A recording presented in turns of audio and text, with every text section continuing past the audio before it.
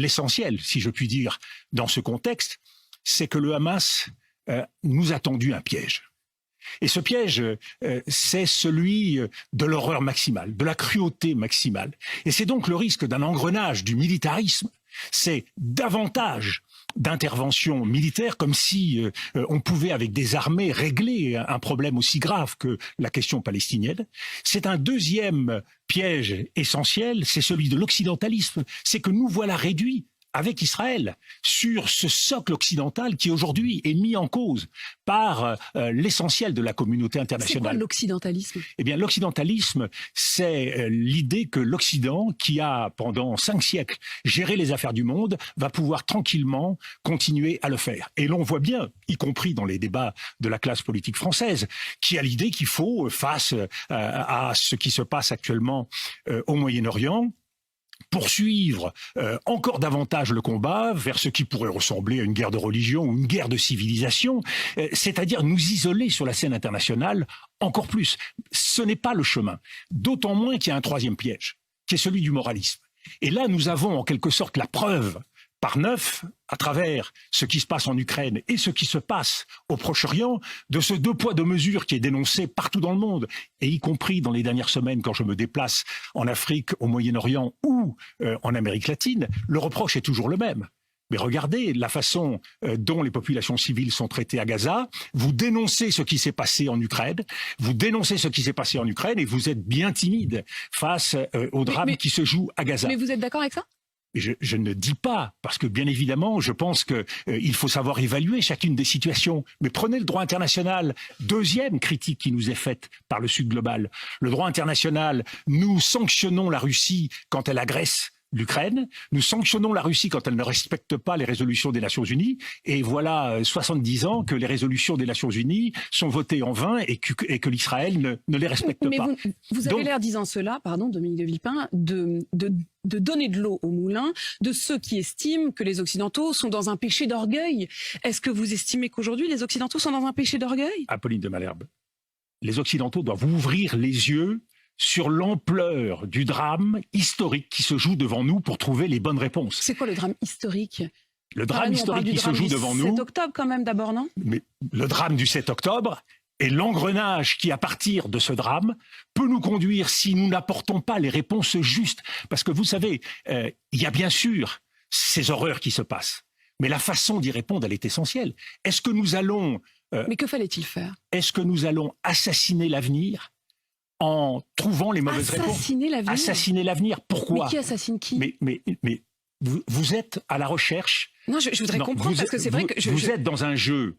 Vous êtes dans un jeu de cause et d'effet. Dans la chaîne des causalités, face au tragique de l'histoire, on ne peut pas prendre cette grille d'analyse, tout simplement parce qu'on n'en sort pas. Chacun alors... Donc on fait quoi? Vous l'avez dit au départ, il y a une émotion palpable. Permettez-moi de continuer. À partir de là, mesurons, parce que c'est quand on a compris qu'il y avait un piège, mesurons que derrière ce piège, il y a aussi une donne qui a changé au Moyen-Orient dans la question palestinienne. Cette donne, elle est profondément différente. La cause palestinienne, c'était une cause politique et laïque. Aujourd'hui, nous sommes devant une cause islamiste menée par le Hamas. Vous êtes devant des gens qui se battent pour une religion, entre guillemets. Et évidemment, ce type de cause est absolu et ne permet aucune forme de négociation.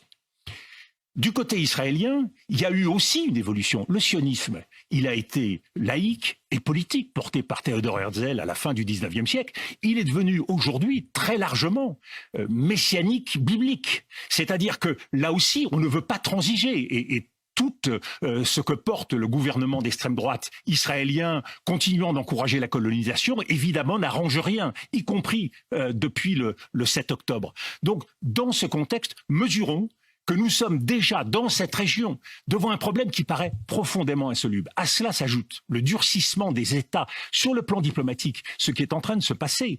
Regardez les déclarations du roi de Jordanie. Ce ne sont pas les mêmes qu'il y a 6 mois. Regardons les déclarations d'Erdogan en Turquie. Précisément, ce sont des déclarations extrêmement inquiétantes. Pourquoi? Parce que si la cause palestinienne, la question palestinienne n'a pas été mise sur le devant de la table, n'a pas été mise sur la scène, et si la plupart des jeunes aujourd'hui en Europe n'en ont souvent jamais entendu parler, elle reste, pour les peuples arabes, elle reste la mère des batailles. Mais simplement, pardon, si on reprend, ne serait-ce qu'il y a 3 semaines en arrière, juste avant cette journée abominable du 7 octobre. Vous dites aujourd'hui, en effet, quand on regarde par exemple le président turc, il a déclaré hier, c'est à cela que vous faisiez référence, le Hamas n'est pas un groupe terroriste, c'est un groupe de libérateurs qui et de moudjahidines. Qui protègent leur terre. Alors qu'il y a encore 3 semaines, on était dans ce rapprochement entre Israël et l'Arabie Saoudite, dans les accords d'Abraham. Tout ça, c'est mort. Tout ça, mais c'est pour ça que je vous dis, n'assassinons pas l'avenir. Tout ça, du jour au lendemain, peut mourir. C'est-à-dire que tout ce chemin qui a été fait vers une tentative de stabilisation du Moyen-Orient, où on a pu croire effectivement... Mais la faute à qui? C'est là que j'ai un petit peu du mal à vous suivre. Mais Madame Apolline de Malherbe, moi je suis par formation diplomate.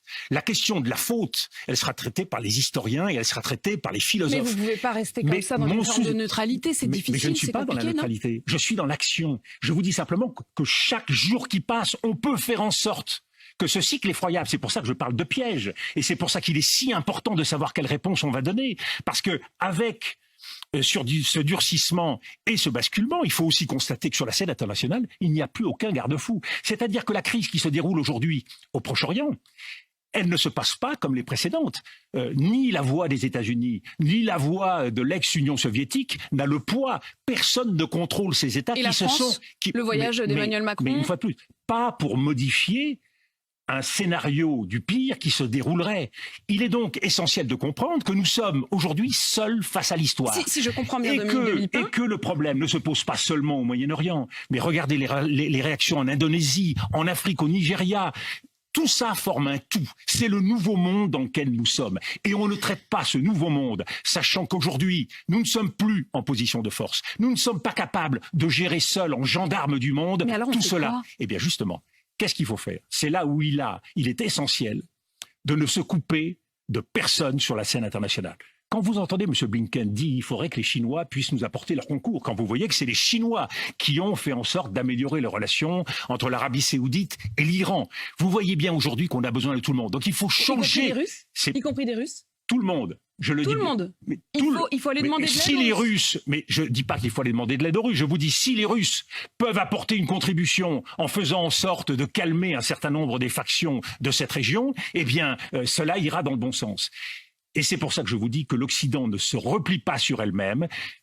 Ouvrons-nous au monde et travaillons avec tout le monde. Donc une réponse proportionnée. Ça veut dire quoi? Ça veut dire que mais comment on fait pour proportionner par rapport à la barbarie? C'est plus armée contre armée. Mais enfin, écoutez, Madame Apolline de Malherbe, les populations civiles qui sont en train de mourir à Gaza, elles n'existent pas? Alors parce que l'horreur a été commise, il faut que l'horreur soit commise de l'autre côté. Bien sûr que si. Je vous parle simplement d'un basculement, et vous l'avez vous-même dit. On a basculé dans un repère émotionnel. Et c'est pour ça que la réponse qui dépasse totalement l'entendement. Vous savez, mais est-ce qu'il faut faire mais je le fais. Mais non, c'est vous qui le faites. Non, c'est vous qui le faites. Moi, je ne vous dis pas que je renvoie dos à dos les fautes. Un peu quand même. Non, pas du tout.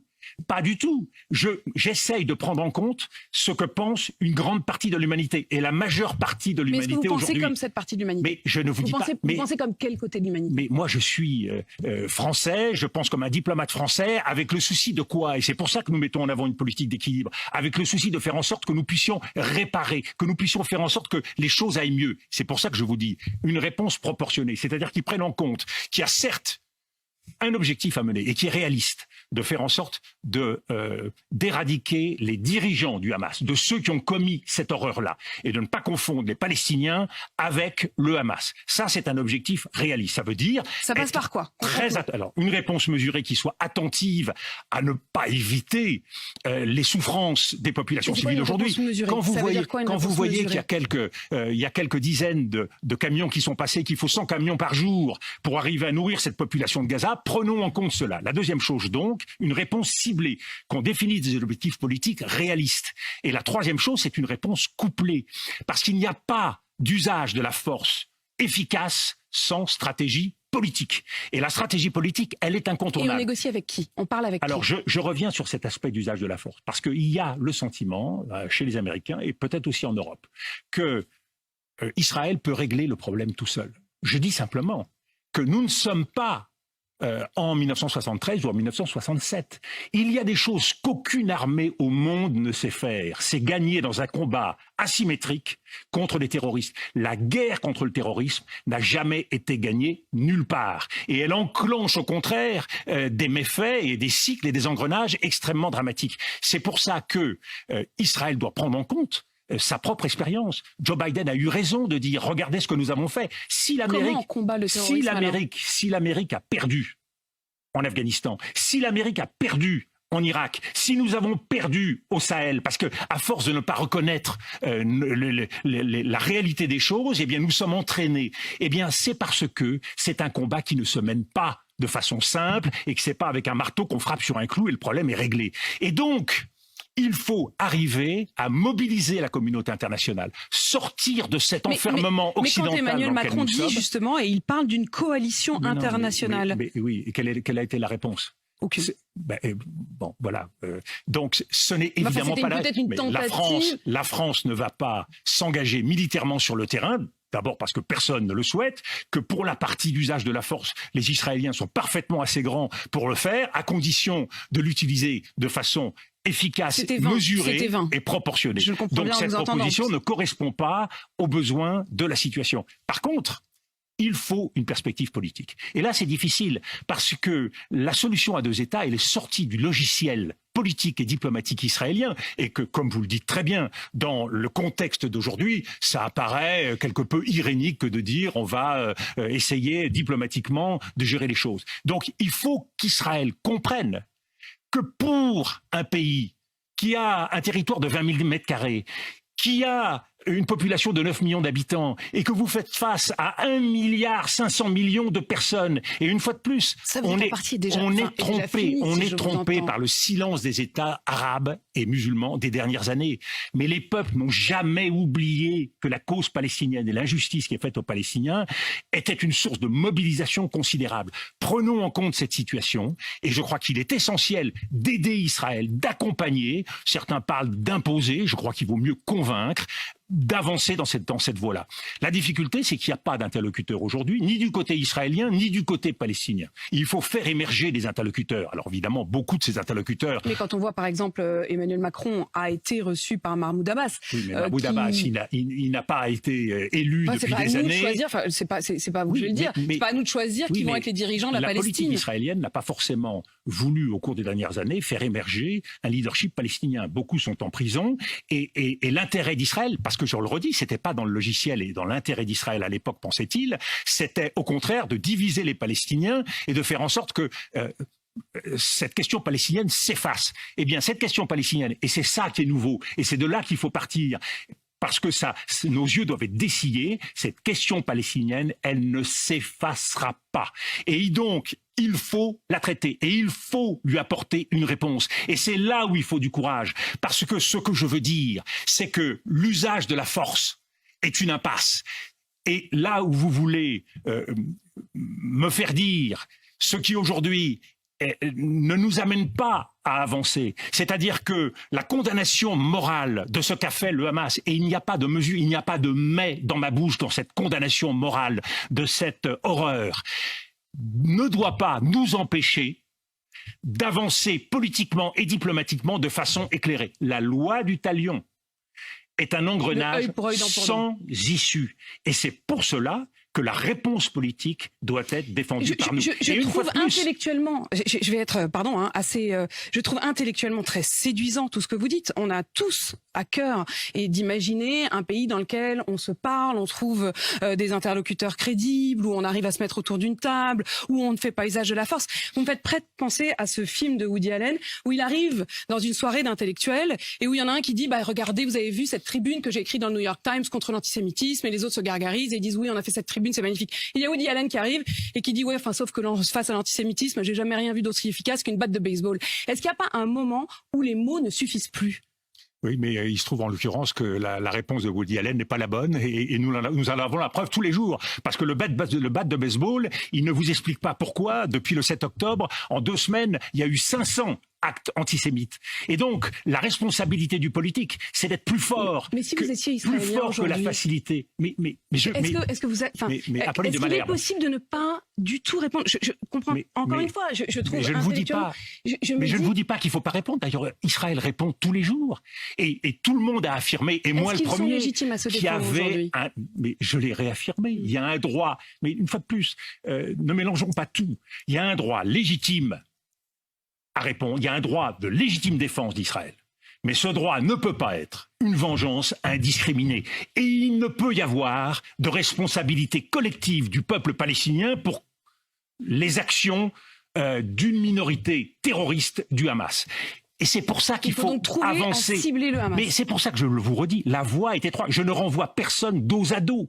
Je prends la mesure de la catastrophe qui s'est passée. Mais quand vous rentrez dans ce cycle qui consiste à rechercher les fautes, la mémoire des uns s'oppose à la mémoire des autres, et certains opposeront à la mémoire d'Israël la mémoire de la Nakba, de la catastrophe de 1948, qui est une catastrophe que les Palestiniens vivent encore tous les jours. Donc, vous n'en sortez pas de ces cycles, et c'est pour ça que je vous dis, et c'est le point de départ de tout, Qu'attendez-vous aujourd'hui des chefs de sortons l'État? du cycle Emmanuel de la Macron vengeance. revient, si j'ai bien compris, à ses bredouilles en fait de ce voyage. Qu'aurait-il dû dire? Qu'aurait-il fallu trouver comme solution? Je crois que le plus gros travail aujourd'hui, c'est celui qui consiste pour les pays européens, les États-Unis, à aider Israël à avancer au-delà de cette réponse militaire.